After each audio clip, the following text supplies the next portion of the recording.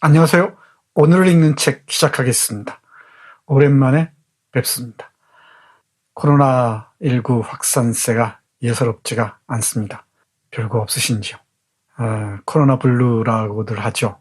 코로나로 인한 우울한 증세가 많은 사람들 힘들게 하는 것 같습니다. 특히 오늘 같은 날, 하늘이 낮게 내려앉아 있고 이 쌀쌀한 이 날씨가 힘들게 하는 날, 우울해지기 쉽죠. 이 코로나가 우리에게 전해준 게 이런 우울증만은 아닐 것이라고 몇 번씩 위로 겸 스스로를 달래기도 합니다. 안으로 깊어지는 시간일 수도 있겠다고 말이죠. 그리고 인류가 이 자연에 행해온, 저질러온 짓들이 무엇인지 잠시라도 되돌아볼 수 있는 시간을 갖게 되는 게 아닌가 하면서 성찰의 시간을 갖도록 애써야겠다, 이런 저런 생각을 해보기도 합니다. 그럼에도 가끔씩 밀려드는 이 쓸쓸함과 우울함과 외로움 등등은 어찌해야 할지 잘 모르겠습니다. 네, 오늘은 희곡 작품 골랐습니다. 독일의 극작가 게오르크 비히너의 작품 당통의 죽음입니다. 당통의 죽음, 어떤 얘기일까요? 게오르크 비히너는 1813년에 태어나서 1837년에 세상을 떠난 독일의 극작가입니다. 34세의 나이로 세상을 떠났으니까 꽤 일찍 세상으로부터 눈을 돌린 셈이네요. 해서 요절한 천재라고 불린답니다. 그리고 이와 함께 따라다니는 별명이 문단의 이다나입니다. 당시 독일 문단은 영웅을 주인공으로 해서 아주 우아한 문체로 글을 쓰는 게 일반적인 경향이었다고 합니다. 괴테를 떠올리면 될까요? 그런데 이 뷰히너는 시중의 언어로, 민중의 언어로 있는 그대로의 살아있는, 그야말로 생생한 언어를 구사했다고 합니다. 오늘 소개해드리는 당통의 죽음을 읽어도 고스란히 느낄 수 있을 겁니다. 주요 작품으로는 당통의 죽음을 비롯해서 레옹스와 레나, 보이체크, 렌츠가 있습니다. 주요 작품이랄 것도 없네요. 왜냐하면 이 네 작품이 전부이기 때문입니다. 당통의 죽음과 레옹스와 레나, 보이체크는 희곡이고요. 렌츠는 소설입니다. 보이체크는 제4계급이라고 일컬어지는 기층 민중을 주인공으로 내세워서 지배자들에 의해 고통받는 민중의 삶을 그려보인 것으로 평가를 받고 있습니다. 보이체크를 비롯해서 게오르크 비히너의 작품들은 카프카가 말했듯이 빙산을 내리치는 도끼라고들 합니다. 아마 읽어보시면은 그렇구나 라고 생각하실 줄 압니다. 당통의 죽음은 1835년에 쓰여졌습니다. 프랑스 대혁명의 마지막 국면, 다시 말해 당통과 로베스피에르가 날카롭게 대치하다 당통과 그의 동료들이 로베스피에르 일파에 의해 처형당하기까지 약 열흘 남짓한 기간을 그린 희곡입니다. 프랑스 대혁명은 1789년에서부터 1799년까지를 프랑스 대혁명이라고 그러죠. 긴 혁명을 일컬을 때, 프랑스 혁명을 일컬을 때는 1830년 2월 혁명과 1848년 7월 혁명까지를 일컫습니다. 그리고 길게는 1871년 파리 꼬뮌까지를 가리키기도 합니다. 우리가 아는 프랑스 대혁명 시기, 당통과 로베스피에르의 날카로운 대치 국면을 그리고 있는 작품입니다. 당통은 로베스피에르, 마라와 함께 프랑스 혁명을 이끈 삼두마차라고 하죠. 동지이기도 했던 이 당통과 로베스피에르가 왜 갈등하게 되는지를 그리고 있습니다. 그리고 혁명이란 무엇인지, 민중이란 무엇인지 등등을 정말 게오르크 비히너의 날카로운 언어로 드러내고 있는 작품입니다. 그러면 몇 문장 보도록 하겠습니다. 당통과 로베스피에르. 당통은 1759년에 태어나서 1794년에 죽었습니다. 쾌락주의자 또는 자유주의자라고 얘기하는데요. 사실 당통은 무시무시한 공포 정치를 펼치기도 했습니다. 초기에. 특히 9월 대학살로 유명하죠. 반대 세력들, 왕당파를 비롯한 반대 세력들을 무차별 학살하기도 했었습니다. 이 학살이 점철되는 시기에 깊은 회의가 찾아왔던 모양입니다. 그래서 혁명에 대해서 고민하기 시작하고요. 절망에 빠집니다. 그리고 이 허무주의의 저 심연으로 빠져들기도 합니다. 그 후 이 쾌락주의자가 되고요. 이 개인의 삶과 자유를 중시하는 자유주의자의 면모를 보이기도 합니다. 당통이 한 말을 당통의 죽음에서 보면 이렇습니다. 혁명은 사투르누스와 같아서 자기 친자식을 잡아먹는다. 제가 참고한 이 지만지 버전 번역에서는 사투르누스를 세턴이라고 영어식으로 번역했는데 그리스 로마 신화에 나오는 신 사투르누스로 옮기는 게 맞는 것 같습니다. 그리스식으로는 크로노스라고 얘기하죠. 제우스의 아버지, 자신의 자식을 잡아먹는 시간의 신.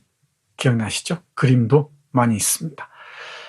잘 음미해 보십시오. 혁명은 사투르누스와 같아서 자기 친자식을 잡아먹는다. 제 식으로 말씀드리자면은 혁명을 혁명하지 않으면 혁명은 혁명에 의해 배신당합니다. 루신이 힘주어 강조했던 얘기이기도 합니다. 그리고 민중에 대한 통찰도 예사롭지가 않습니다. 당통은 이 작품에서 이렇게 말합니다. 민중은 쾌락주의자들을 증오한다네. 마치 내시가 건강한 남자들을 미워하듯이 말해내. 민중에 대한 전면적인 신뢰는 대단히 위험하다는 것이죠. 민중에 대한 비판적 거리를 두어야 한다는 얘기들은 많은 사람들이 언급했었죠. 레닌도 그랬던 것 같고요. 특히 당통이 그랬습니다. 민중들은 때로는 강력한 혁명적 이 동반자가 되기도 하지만 때로는 무시무시한 배반자가 되기도 하죠. 특히 비판적 시선을 갖추지 못한 민중들은 어느 순간 혁명을 배반하고서 자신들의 이익을 위해 모든 것을 무너뜨리는데 앞장서기도 합니다. 역사에서 어렵지 않게 볼 수 있죠. 그래서 민중들은 혁명 세력들끼리 다투고 싸우는 것을 즐깁니다. 이 시기에도 마찬가지였습니다. 여기 시민들이라고 등장하는데요. 이 시민들은 당통과 로베스피에르의 싸움을 즐기죠. 로베스피에르도 잠깐 볼까요? 1758년에 태어나서 1794년에 죽었습니다. 당통과 로베스피에르 비슷한 시기에 태어나서 비슷한 시기에 죽죠. 이 죽는 시기를 보십시오. 당통이 4월에 같은 해, 로베스피에르가 7월에 3달의 차이, 3달을 조금 넘습니다만은 3달의 차이를 두고 세상을 떠납니다. 정확히 말씀드리면 기요틴, 단두대에서 이슬로 사라지죠. 당통을 로베스피에르에 의해서, 로베스피에르는 테르미도르 쿠데타 세력에 의해서 형장의 이슬로 사라집니다. 아이러니인가요? 로베스피에르는 우리도 많이 들어봤죠. 공포정치로 잘 알려져 있고요. 혁명극장이라는 소설이 있습니다. 그 작품 읽으면은 로베스피에르의 이 정치, 이 엄숙주의, 도덕 등등에 대해서 볼 수 있을 겁니다. 공화주의와 도덕주의로 잘 알려져 있는 인물입니다. 로베스피에르는 이렇게 말합니다. 사회혁명은 아직 끝나지 않았네. 혁명 과업을 반밖에 이룩하지 못한 자는 자기 무덤을 파게 된다네. 혁명을 피를 끝까지 봐서라도 피의 대가를 치르더라도 혁명 과업을 완수해야 한다고 얘기합니다. 공포 정치를 끝까지 밀고 나가야 한다고 주장하는 것이죠. 이에 대해서 당통은 비판적인 태도를 취했던 것입니다. 또 이런 말도 합니다. 악덕은 벌을 받아야 하고 도덕은 공포로 다스려야 한단 말이네. 뭐 당위적인 말, 당연한 말처럼 들립니다. 그러나 과연 그럴까? 고민이 없을 수가 없습니다. 당통과 로베스피에르, 혁명을 둘러싼 갈등과 고민들 깊이 가늠해 보셨으면 좋겠습니다. 좀 더 구체적으로 당통과 로베스피에르의 말을 들어보기로 하겠습니다. 그것 때문에 우리의 욕심을 찢어발겨서야 되겠나? 당통 얘기 들어볼까요? 당통 쾌락주의자이자 자유주의자라고 얘기를 했었죠. 여성들과 즐기는 장면도 이 작품에서 어렵지 않게 볼 수 있습니다. 맛있는 와인을 마시고요. 맛있는 음식을 먹습니다. 친구들하고 어울리기도 하고요. 이 엄숙주의자이자 도덕론자인 로베스피에르와는 분명히 구별되는 이 캐릭터입니다. 당통이 그 친구의 말에 이렇게 말합니다. 그 지경이 되도록? 그래, 정말이지. 난 요즘 모든 것이 귀찮아졌어. 항상 똑같은 옷을 입고 다니면서 똑같은 인상만 짓는 일 말일세. 이 혁명가들, 혁명 세력들의 엄숙주의를 비판하는 말로 들리죠? 그건 참 딱한 짓이야. 그건 하나밖에 없는 현에서 항상 한 가지 음만 울리는 그런 가련한 악기와 같은 신세지. 다양성을 인정하지 않는 획일성에 대한 비판으로 읽을 수 있을 듯 합니다. 참을 수 없는 노릇이라고. 난 좀 편안하게 살고 싶었지. 내 뜻은 이루어졌어. 혁명이 나에게 안식을 준 거야. 하지만 그 안식은 내가 생각했던 그런 안식이 아니었어. 우리가 혁명을 만든 것이 아니라 혁명이 우리를 만들었어. 난 남을 단두대로 보내기보다는 차라리 내가 처형을 당하겠네. 난 이제 신물이 났어. 무엇 때문에 우리 인간이 서로 싸워야 하는 건가?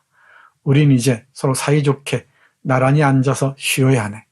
우리는 창조될 때 실수가 있었어.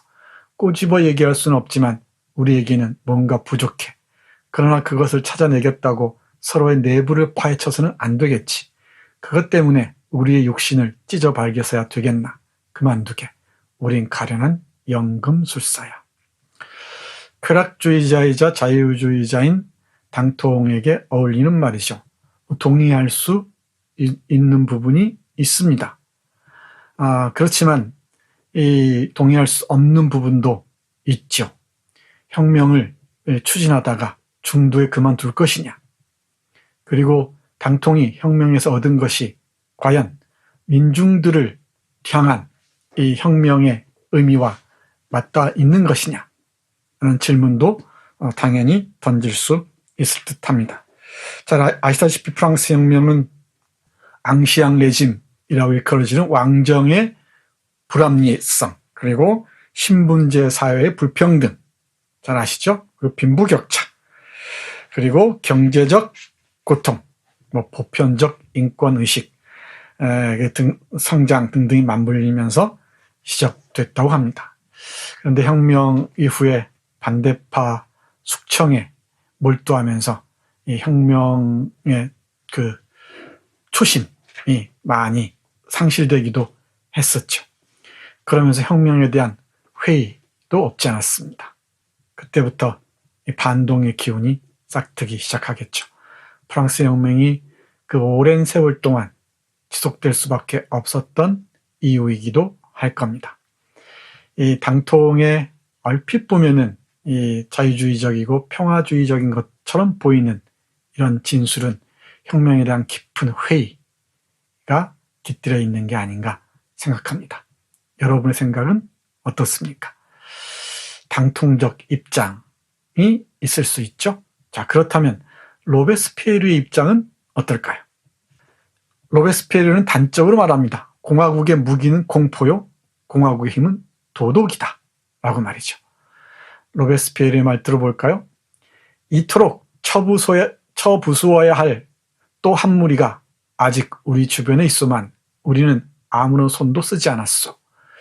여기서 말하는 또 한 무리란 당통일파를 일컫습니다.